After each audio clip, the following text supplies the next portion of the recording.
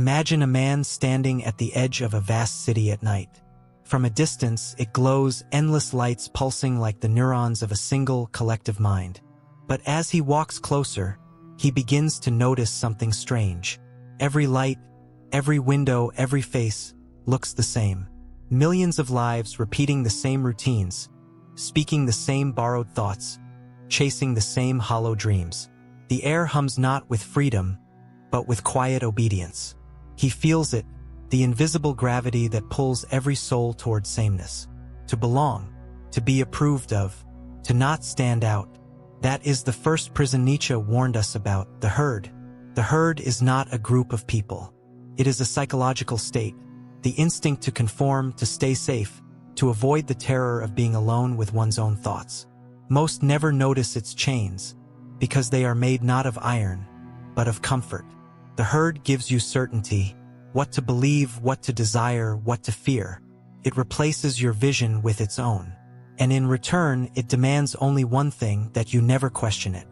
Nietzsche saw this with ruthless clarity. He called it the morality of the herd. The silent consensus that mediocrity should rule, that anyone who dares to rise above must be brought down, mocked, or misunderstood. He wrote, "The individual has always had to struggle to keep from being overwhelmed by the tribe. If you try it, you will be lonely often and sometimes frightened. But no price is too high to pay for the privilege of owning yourself." Those words are not a romantic invitation. They are a warning. Because to own yourself is to step outside the warmth of the herd's embrace, into the cold air of uncertainty. It is to risk everything for something you cannot yet define, the possibility of becoming who you truly are. But here lies the paradox. The herd promises safety, yet it breeds weakness. It offers belonging, yet it suffocates individuality. Preaches morality, yet it secretly resents strength. Look closely at the culture around you, you'll see this paradox everywhere. People worship authenticity but punish difference. They praise courage but reward compliance. They speak of truth, but cannot bear to hear it when it threatens their illusions. And so, the strong hide their strength, the visionary dulls his sight, the thinker silences his tongue, all to avoid exile from the collective. Yet Nietzsche's voice cuts through this fog like a blade. Become who you are. It sounds simple, but it is the most terrifying command ever uttered. Because to become who you are means tearing off every borrowed belief, every comforting identity, every illusion of belonging, until nothing remains but the raw, unfiltered reality of the self. And the self, when stripped bare, is not gentle. It is a storm. To rise above the herd, then, is not merely an act of rebellion, it is an act of creation. It means turning away from imitation and towards self-overcoming.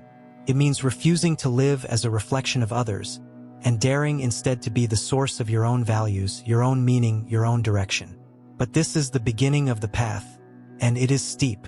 Most never take the first step, because they sense what lies ahead. Loneliness, doubt, resistance, and the unbearable weight of freedom. The man standing at the edge of the city looks back one last time. Behind him lies comfort, applause, and certainty. Ahead lies silence, the unknown. He closes his eyes and steps forward. That step is the beginning of power. There is a kind of quiet war that rages inside every human being. A battle not between good and evil, but between what we are and what we have been taught to be. One side whispers safety, humility, obedience. The other burns with an untamed desire to rise, to expand, to become more. Nietzsche called this war the tension between slave morality and master morality, not in the social or political sense, but in the deepest psychological one. It is the difference between the soul that bows and the soul that creates. Slave morality was born from resentment, from those who felt powerless before the strong, the beautiful, the exceptional. Unable to rise, they redefined weakness as virtue. They called submission good, and strength evil. They cloaked envy in the language of morality. And soon, this morality infected entire civilizations. It told people to suppress their instincts, to fear their desires, to mistrust their own greatness. It whispered that humility was holy, that suffering was sacred, that to be small was somehow noble. and under the banner of compassion, it tamed the wildness of the human spirit. This is how the herd became holy, and strength became a sin. Look around today, and you'll still see the ghost of this morality everywhere. People flatter their mediocrity, calling it balance. They dismiss ambition as arrogance. They ridicule those who dare to think differently, because it threatens the fragile comfort of their sameness. But beneath that mockery lies fear, the fear of someone who reminds them of what they've lost, the courage to stand alone. The truth is, the herd does not hate the strong because they are evil. It hates them because they are free. Freedom is intolerable to those who have given it up. Nietzsche saw this not as a moral failure, but as a psychological sickness, a disease of spirit. He called it ressentiment, a festering bitterness that turns weakness into virtue and condemns all that rises above it. To live with ressentiment is to live inverted, to despise the very thing that could set you free. It is to see light and call it blinding, to feel the stir of power within and call it pride. And yet, this sickness is not without cure.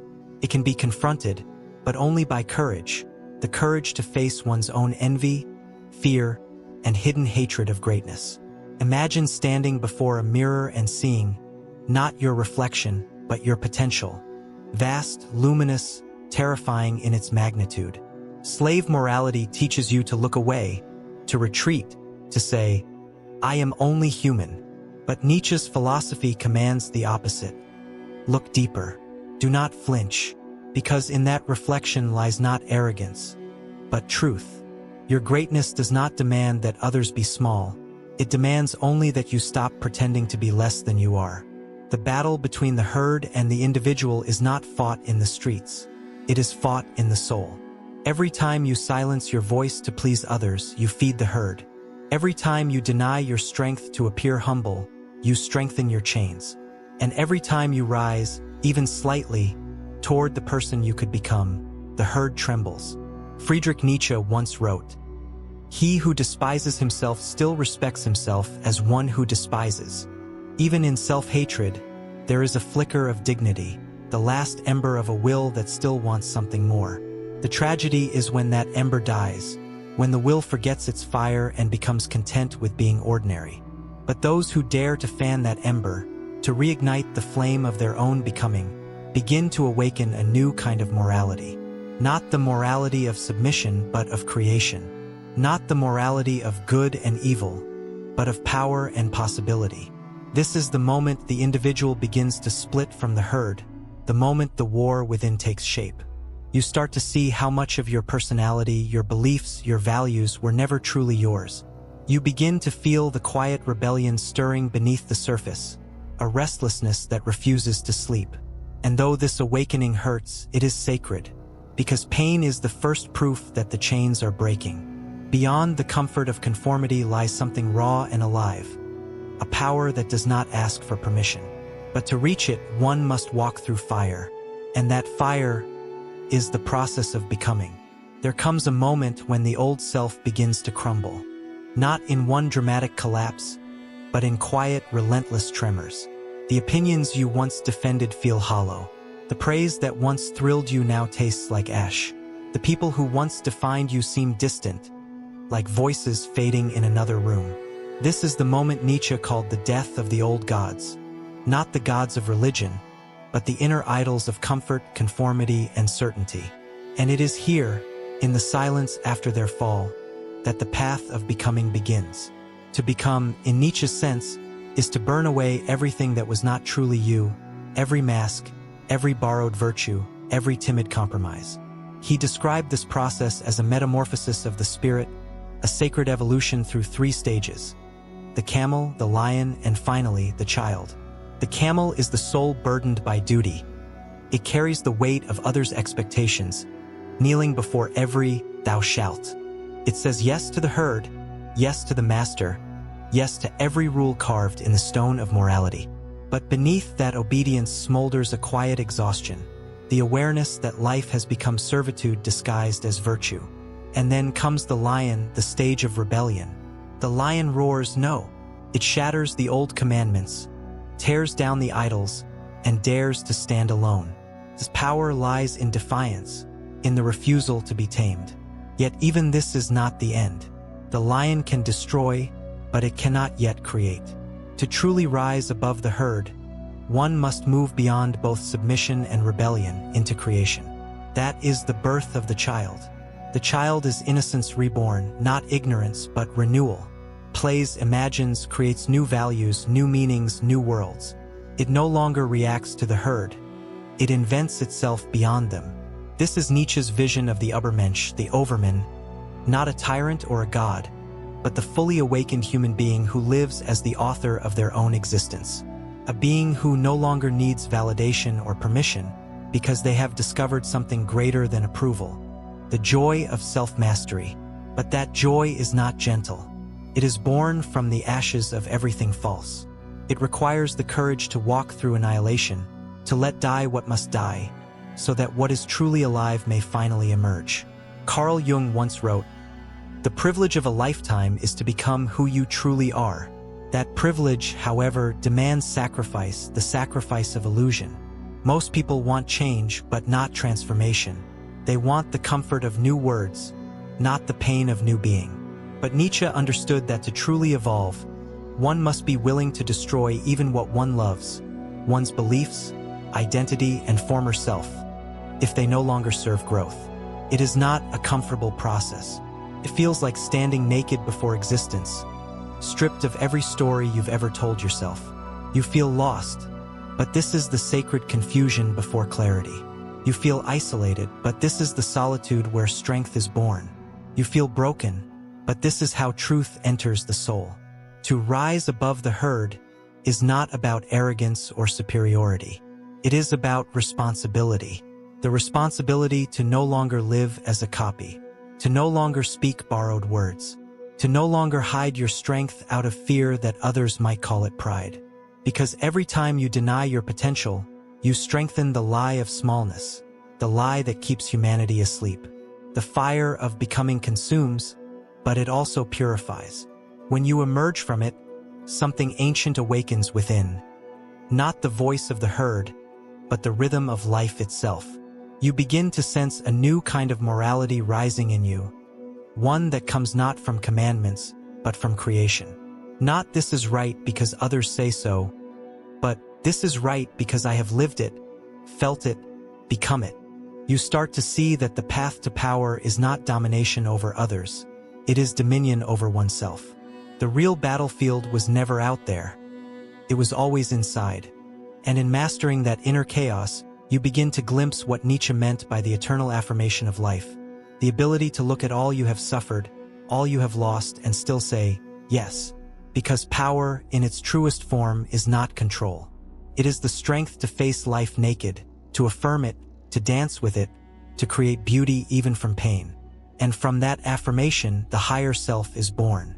There is a point in every transformation when the old war within begins to quiet. Not because one side has won, but because the battlefield itself has dissolved. The self that once fought to dominate, to prove, to resist, suddenly begins to see through the illusion of conflict. It realizes that true power was never about victory. It was about alignment, the reconciliation of strength and stillness, of chaos and form. This is the stage Nietzsche called the Great Yes, the moment when life, in all its beauty and brutality, is finally embraced without resentment. We spend much of our lives running from suffering, from rejection, from uncertainty. We try to build walls of success and recognition, thinking they will shield us from life's storms. But Nietzsche saw those walls for what they are, prisons made of ego. He wrote that the noble soul is one that reveres itself, not in vanity, but in the quiet confidence of one who has faced life's cruelty and still chosen to affirm it. Power, then, is not the ability to control others. It is the capacity to bear reality, to endure, to transform, to create meaning from what others would call meaningless. This is why Nietzsche revered the artist and the philosopher above the conqueror. Because the conqueror merely imposes his will on the world, while the creator transforms the world through the depth of his being. Creation is the highest act of power because it turns suffering into art and chaos into order. Imagine a sculptor standing before a block of marble. The marble is rough, cold, unyielding, much like the raw material of one's own life. The herd sees only the stone, but the Creator sees the form hidden within. And through patience, discipline, and pain he carves. Every strike of the chisel is an act of destruction, but also of revelation. He is not breaking the stone. He is releasing what has always been there. That is the essence of Nietzsche's philosophy, self-overcoming as an act of creation. You are both the sculptor and the marble, and the blows life deals you are not punishments. They are the chisel in the hands of becoming. In this state, something remarkable happens. Suffering loses its sting, not because pain disappears, but because it gains purpose.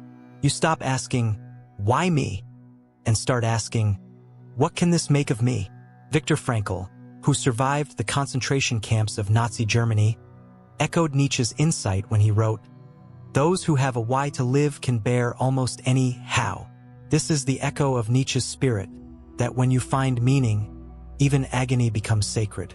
For Nietzsche, this meaning was not given by gods or morality, but forged by the individual through strength of will. It is not discovered, but created. And in that act of creation, life itself becomes art, the grand canvas of self-expression. To rise above the herd is to reclaim the artist within.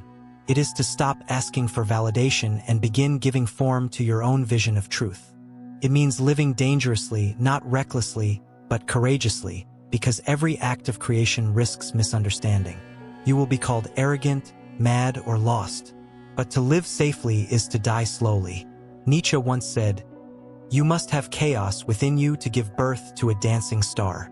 That chaos, your doubts, your fears, your contradictions, is not your enemy. It is your raw material. The dancing star is what emerges when you no longer suppress your complexity, but transform it into radiance. This is the moment when power becomes beauty. When strength ceases to be resistance and becomes rhythm. You begin to move with life instead of against it. You no longer see fate as a curse, but as a collaborator, the mysterious sculptor shaping you through every trial. Nietzsche called this amor fati, the love of one's fate. To not only endure what happens to you, but to love it. To look at every wound, every loss, every failure, and whisper, "This too was necessary," because in the grand dance of becoming, nothing is wasted. Even suffering, when transfigured, becomes a form of light. This is the paradox of Nietzsche's path. You rise above the herd not by separating yourself from life, but by plunging deeper into it. Not by rejecting your pain, but by embracing it as the forge of greatness. Not by conquering others, but by mastering yourself. When you understand this, power ceases to be something you chase. It becomes something that flows through you, effortless, silent, serene. And in that stillness, the higher self begins to dance. Night has fallen. The man who once stood at the edge of the glowing city now stands at the edge of something vaster, the horizon of himself. Behind him, the herd sleeps. Before him stretches silence. But it is not emptiness he feels now, it is space. Infinite, terrifying, alive. He has learned that the path above the herd is not a climb toward heaven, but a descent into the depths of being, where strength is born from surrender, and meaning is forged from chaos. He no longer seeks applause, because he has discovered something rarer, the sound of his own soul unmasked. To walk Nietzsche's path to power is to embrace solitude, not as loneliness but as sovereignty. It is to be a kingdom unto oneself. Solitude, for the unawakened, is exile. But for the awakened, it is liberation, the place where the noise of the herd can no longer reach, and the will can finally speak in its true voice. Most people flee from solitude because it mirrors back what they have avoided all their lives. Their emptiness, their longing, their potential. They drown themselves in chatter, in screens, in other people's meanings. But the one who dares to face that silence begins to see. The void is not death, it is the birthplace of creation. Nietzsche once wrote, "The higher we soar, the smaller we appear to those who cannot fly." And so it is. The more you ascend into your own truth, the more alien you become to those who remain grounded in comfort. They will call your independence arrogance, your clarity cruelty, your passion madness. But their misunderstanding is the price of your freedom, because the path above the herd is not paved with admiration. It is paved with misunderstanding, isolation, and pain. But in that pain lies something luminous, a solitude that burns away all falseness until only the essential remains. When you reach that point, you no longer need to convince anyone of your worth. You simply are, and your existence itself becomes your statement. This is the secret of Nietzsche's true path to power. It is not about dominance, but becoming so whole that nothing outside yourself can enslave you. Not even praise, not even love, not even fear. The herd survives through dependence, emotional, social, psychological. Its members cling to each other not out of love, but out of terror. The terror of facing life without a script. But the free spirit has no script, only a compass that points inward. And though the path is steep, it is also sacred. When you reach the summit of this inner mountain, you discover that there was never an enemy outside you, only shadows of your own making. The herd was never against you. It was inside you, whispering through every fear and every hesitation. And the moment you stop listening, it dissolves. Then comes the revelation Nietzsche longed for, not the death of man, but his transcendence. The moment when the human being no longer lives as a slave to survival or validation, but as a creator of worlds. Every act, every thought, becomes a brushstroke on the canvas of existence. You are no longer living in life, you are living as life. But this state is not constant. It flickers like a flame in the wind. Even the strong fall, doubt, break. And yet, every fall becomes part of the dance. Every fracture, a doorway. Every shadow, a teacher. In the end, Nietzsche's message was never about perfection. It was about courage. The courage to become, again and again, even when becoming hurts. The courage to affirm life, even when it wounds you. The courage to say yes to existence, not as it should be, but as it is. So the man at the edge of the world breathes in the silence. He feels no triumph, no victory, only clarity. He understands now that to rise above the herd is not to stand higher than others, but to stand deeper within oneself. He looks to the stars, and for the first time he does not wish to possess them. He simply belongs to the same mystery. There is no applause waiting here, no reward.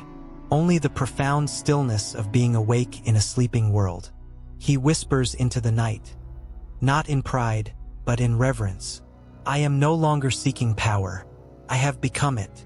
And the stars, silent and eternal, seem to whisper back, yes,